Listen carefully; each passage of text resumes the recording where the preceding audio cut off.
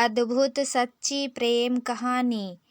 पति पत्नी की सच्ची प्रेम कहानी।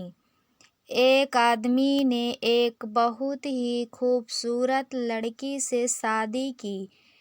शादी के बाद दोनों की जिंदगी बहुत प्यार से गुजर रही थी। वह उससे बहुत चाहता था और उसकी खूबसूरती की हमेशा तारीफ किया करता था। लेकिन कुछ महीने के बाद लड़की चर्म रोग स्किन से ग्रसित हो गई और धीरे धीरे उसकी खूबसूरती जाने लगी। खुद को इस तरह देख उसके मन में डर समाने लगा कि यदि वह बदसूरत हो गई तो उसका पति उससे नफरत करने लगेगा और वह उसकी नफरत बर्दाश्त नहीं कर पाएगी। इस बीच एक दिन पति को किसी काम से बाहर शहर जाना पड़ा। काम खत्म कर जब वह घर वापस लौट रहा था उसका एक्सीडेंट हो गया। एक्सीडेंट में उसने अपनी दोनों आंखें खो दी, लेकिन इसके बावजूद भी उन दोनों की जिंदगी समान तरीके से आगे बढ़ती रही। समय गुजरता रहा और अपने चर्मरोग के कारण लड़की ने अपनी खूबसूरती पूरी तरह गंवा दी।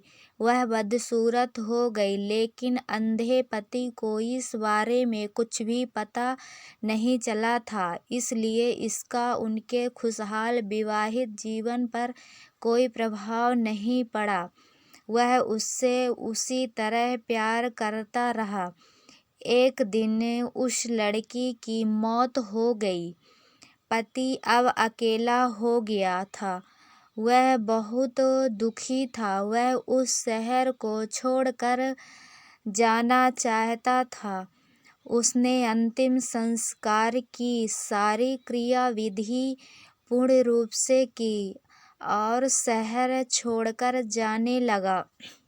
तभी एक आदमी ने पीछे से पुकारा और पास आकर कहा, अब तुम बिना सहारे के अकेले कैसे चल पाओगे?